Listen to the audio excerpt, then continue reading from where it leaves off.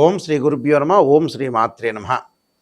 మార్చి 3వ తారీఖున మధ్యాహ్నం 3:20 నుండి 6:47 వరకు కూడా పాక్షిక చంద్రగ్రహణము.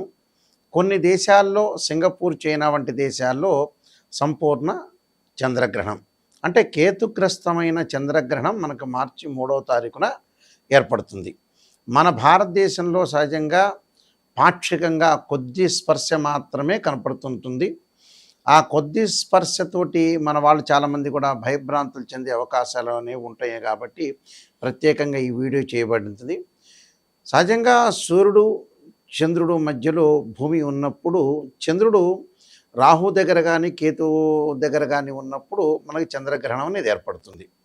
ఇది కేతుగ్రస్త పార్షల్ లూనార్ ఎక్లిప్స్ అంటాం మనం. ఈ పార్షల్ లూనార్ ఎక్లిప్స్ వల్ల ఎలాంటి ఫలితాలు రాబోతున్నాయి అంటే 320 దగ్గర నుంచి 647 వరకు కూడా గ్రహణం ఏర్పడుతుంది. సహజంగా మన దేశంలో ప్రత్యేకంగా మన తెలుగు రాష్ట్రాల్లో 6:15 నుంచి సాయంకాలం ఉంటుంది. ఎందుకంటే చంద్రగ్రహణం అంటే సాయంకాలం పూట ఏర్పడే గ్రహణం. ఆ గ్రహణంలో మనకి కొద్ది సమయం మాత్రమే ఉంటుంది. అంటే 6:15 నుంచి 6:47 వరకే పార్షల్ లూనార్ ఎక్లిప్స్ మాత్రం ఏర్పడుతుంది. ఈ చంద్రగ్రహణం యొక్క ప్రభావం వల్ల ద్వాదశ రాశుల వాళ్ళకి ఏ విధంగా ఉందో ఒకసారి తెలుసుకుందాం. ఈ గ్రహణం వల్ల తులారాశి వాళ్ళకి, వృశ్చిక రాశి వాళ్ళకి, మీనరాశి వాళ్ళకి, మిథున రాశి వాళ్ళకి అనుకూలమైన ఫలితాలు అనేవి జరుగుతాయి.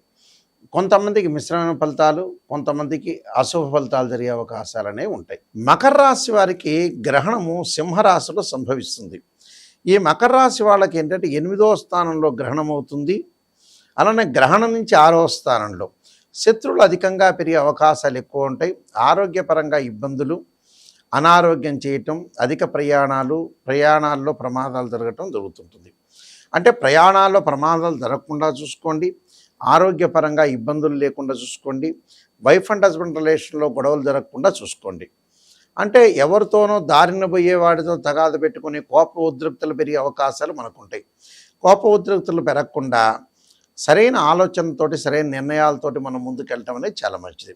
అంటే ఎలాంటి ఇబ్బందులు కలగకుండా ప్రతిదాన్ని కూడా ప్రణాళికాబద్ధంగా ఆలోచన చేసుకొని ఎలా చేయాలనేది ఆలోచన చేసుకొని ముందుకెళ్తే మనకు మంచి జరిగే అవకాశాలు ఖచ్చితంగా ఉంటాయి. అంటే సరైన ప్రణాళిక లైఫ్లో ఒక ప్లానింగ్ ఉండాలి. ఒక మనిషికి ప్లాన్ లేదనుకోండి జీవితంలో ముందుకు వెళ్ళలేడు. అది తప్పు కానీ ఒప్పు కానీ మనం ఒక ప్లాన్ వేసుకొని ఒక కన్స్ట్రక్షన్, ఒక నిర్మాణాత్మకమైన పాత్రను పోషించి మనం ముందుకెళ్తే మన లైఫ్ అనేది మన లీడ్ అయ్యే అవకాశాలు ఎక్కువ ఉంటాయి. అలానే వ్యాపార సంబంధమైన విషయాల్లో కూడా తొందరపాటు నిర్ణయాలు తీసుకునే అవకాశాలు వీళ్ళుంటాయి. తొందరపాటు నిర్ణయాలు తీసుకోవటం వంటి, అనారోగ్యం చేయటం వంటి, సరైన డాక్టర్ని సంప్రదించలేకపోవటం, సరిగా విధి విధానాలు, ఆరోగ్యాన్ని చూసుకోలేకపోవటం, అకాల భోజనం, సరైన సమయానికి భోజనం చేయలేకపోవటం, ఇలాంటి సంఘటనలన్నీ కూడా జరుగుతూ ఉంటాయి. ఇలాంటి సంఘటనలన్నీ కూడా జరగకుండా జాగ్రత్త వహించండి. వాళ్ళు తప్పకుండా చంద్రగ్రహణ సమయంలో హనుమాన్ చాలీస్తో పాటు శని యొక్క మంత్రాన్ని, ఓం శనైశ్చరాయ నమః అనే మంత్రాన్ని 108 సార్లు చదవండి. అంటే ఇలాంటివన్నీ కూడా జరిగితే, ఇలాంటి దోషం అనేది పోతే మీ జీవితంలో పురోగతి సాధించే అవకాశం అనేది ఖచ్చితంగా ఉంటుంది. అలానే ముఖ్యమైన మంత్రం ఏమిటి అని అంటే ఆంజనేయాయుధే వాయుపుత్రాయ ధీమే తన్నో హనుమత్ ప్రచోదయాత్ అనే మంత్రాన్ని కూడా చక్కగా చదువుకోండి. మీకు మంచి జరిగే అవకాశాలు ఖచ్చితంగా ఉంటాయి. మనకి ఈ గ్రహణం అనేది పాక్షిక కేతుగ్రస్త చంద్రగ్రహణం అంటాం మనం. ఈ పాక్షిక కేతుగ్రస్త చంద్రగ్రహణము యొక్క దోషం పోవాలంటే కొన్ని రాశుల వాళ్ళకి అనుకూలంగా ఉండదు, కొన్ని రాశుల వాళ్ళకి అనుకూలంగా ఉంటుంది. అయితే ప్రధానంగా మనకి అనుకూలమైన రాశులు ఏమిటి అని అంటే నేను ఇందాక చెప్పినట్టుగా తులారాశి వాళ్ళు, వృశ్చిక రాశి వాళ్ళు, మీనరాశి వాళ్ళు, మిథున రాశి వాళ్ళకి అనుకూలంగా ఉంటుంది. మిగతా రాశుల వాళ్ళు అనుకూలం లేని రాశులు మిగతా రాశులు ఉన్నాయి. కాబట్టి మధ్య రకంగా ఉండే రాశులు, చెడు రాశులు, వీళ్ళందరూ కూడా ప్రధానంగా చెడు రాశులు అనంటే గ్రహణం ఏ రాశిలో పడుతుందో దాని యొక్క ప్రభావం అనేది ఎక్కువగా ఉంటుంది.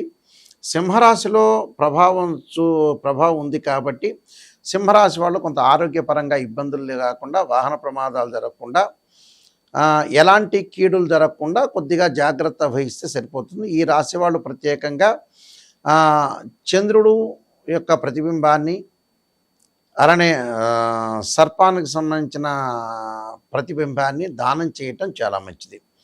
అలానే ఈ గ్రహణం రోజున జపం చేసుకోవాలి, సర్ప జపం చేసుకోవడం చాలా మంచిది. అలానే క్షీరపుత్రాయుధి అమృతతత్వాయుధిమే తన్నో చంద్ర ప్రచోదయాత్ అనే మంత్రాన్ని చదువుకోవాలి. దాని తర్వాత నేను చెప్పినట్టుగా బియ్యం కానీ వడ్లు కానీ రెండు రెండు రజిత సర్పాలు కానీ దానం చేయాలి, చేస్తే మంచిది. అలానే ఇక మిగతా రాసుల దగ్గరికి మనం వస్తే 12వ రాశి అయిన కర్కాటక రాశి వాళ్ళు 2 రాగి సర్పాలను దానం చేయటం, ఆ సర్పంను ఏదైతే ఆ గ్రహణం రోజున తప్పకుండా ఓం నమః శివాయ పంచాక్షరి చేయటం, పంచాక్షరి చేయటంతో పాటు చక్కగా చంద్రుడి యొక్క జపాన్ని, కేతు యొక్క జపాన్ని చేసుకోవడం చాలా మంచిది. అలానే ప్రధానంగా వృషభ రాశి వారు వచ్చేటప్పటికల్లా వాళ్ళు చేయాల్సిన పని ఏమిటి అని అంటే రవి చంద్రుల యొక్క ప్రతిబింబాలు దానం చేయటం, అలానే భగవంతుడి యొక్క ధ్యానము, నాగరాజాయుధ్య పృథ్వీధరాయ ధీమే తన్నో సర్ప ప్రచోదయాత్ అనే మంత్రాన్ని చదువుకోవాలి. మేషరాశి వారు వచ్చేటప్పటికల్లా వాళ్ళు ఓం నమః శివాయ పంచాక్షరి, వీలైతే ఆ గ్రహణ సమయంలో రుద్రాభిషేకము, తత్పురుషాయ విద్యే మహాదేవాయ ధీమహి తన్నో రుద్ర ప్రచోదయాత్ అనే మంత్రాన్ని చదవటం.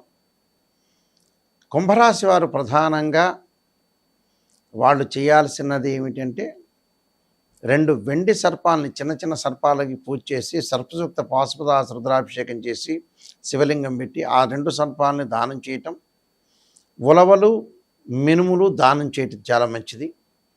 మకర రాశి వాళ్ళు 10 శివలింగాలు పెట్టి సర్పసూక్త పాశుపదాస రుద్రాభిషేకం, మినుముల మీద ఉలవల మీద 2 సర్పాలను పెట్టి బ్రాహ్మణుడికి దానం చేయటం, వీలైతే కేతు జపం చంద్ర జపం చేయటం చాలా మంచిది. అలానే ధనస్సు రాశి వాళ్ళు వచ్చేటప్పటికల్లా రాహుకేతుల యొక్క పూజ చేయించటం, లేకపోతే రాహుకేతుల యొక్క జపం చేయటం చాలా మంచిది.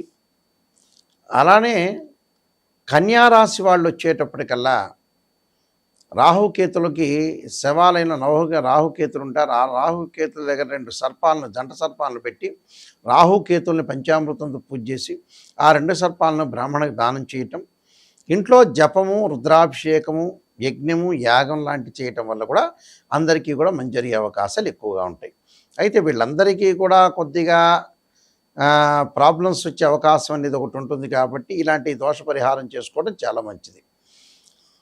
దీంతోపాటు ప్రత్యేకంగా చంద్రగ్రహణం గురించి మన వాళ్ళు ఏం భయపడాల్సిన పని లేదు. ఇది పాక్షికంగా ఉండే చంద్రగ్రహణం అంటారు.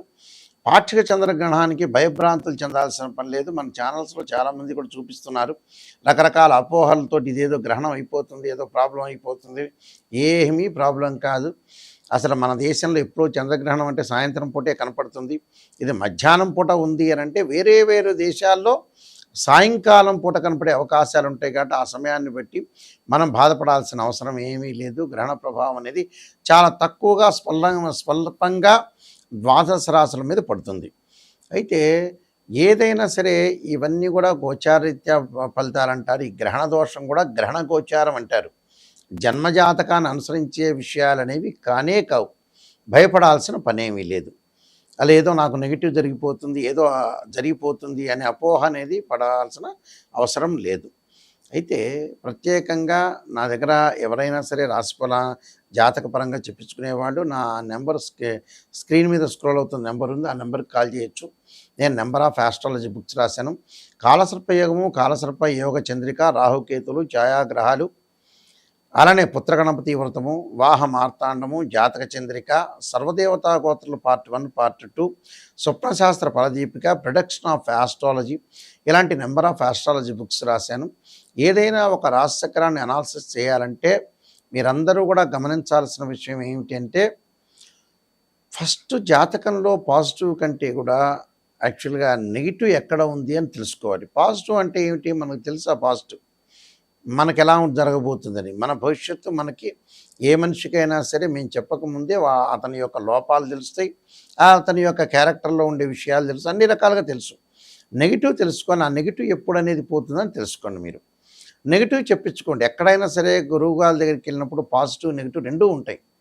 ఆ నెగెటివ్ తెలుసుకున్నామంటే ఇప్పుడు ఒక మనిషిలో వ్యక్తిత్వంలో 50% పాజిటివ్ ఉంటుంది. 50% నెగెటివ్ ఉంటుంది. పాజిటివ్ తెలుసుకోవాల్సిన అవసరం దానికంటే కూడా నెగిటివ్ తెలుసుకుంటే ఆ 50% మనం తగ్గించుకుంటే 100% పాజిటివ్ అవుతాం. ఎందుకంటే స్త్రీయ లోపం పెరుగుట పెద్ద విద్య, లోపం ఎరిగిన వాడే పూర్ణుడవుతాడు. అందువల్ల నిజాన్ని తెలుసుకోండి. నిజాన్ని తెలుసుకొని ముందుకు వెళ్తేనే మంచిది. చాలామంది కూడా పాపం నెగిటివ్ అంటే ఇష్టం లేదు, పాజిటివ్ అంటే ఇష్టం. పర్లేదు, ఆ పాజిటివ్ చెప్పొచ్చుకొని మన అబద్ధాల ముసుగులో జీవించాల్సిన అవసరం లేదు. వాళ్ళే నష్టపోతారు. ఎప్పుడు కూడా మన లైఫ్ని మనం ఎప్పుడు కూడా మోసం చేసుకోకూడదు. సత్యాన్ని గ్రహించుకోవాలి. ఇలాంటి విషయాలన్నీ కూడా గ్రహించుకోండి. ఇవన్నీ గోచార రీత్యా ఫలితాలే కానీ బర్త్ చార్ట్ అనుసరించే విషయాలు కాదు. బర్త్ చార్ట్ అంటే D16 చార్ట్స్ అన్నీ కూడా మనం అనాలిసిస్ చేసి ముందుకెళ్తేనే పర్ఫెక్ట్గా వస్తుంది. www.nayakanti.com కానీ nayakanti.in కానీ మీరు చూడండి. చూసిన తర్వాత మీరు జాతకపరంగా ఎవరైతే నిజంగా జాతకాన్ని చెప్పించుకునే వాళ్ళు మాత్రమే నాకు ఫోన్ చేయండి.